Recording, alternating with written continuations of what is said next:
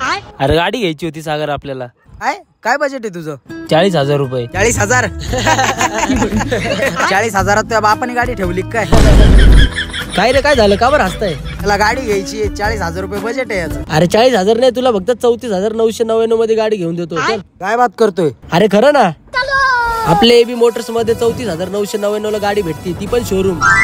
तर चला नाशिककरांनो, तुम्हाला पण दाखवतो 34,999 मध्ये इलेक्ट्रिकल स्कूटर. चला. हा चला.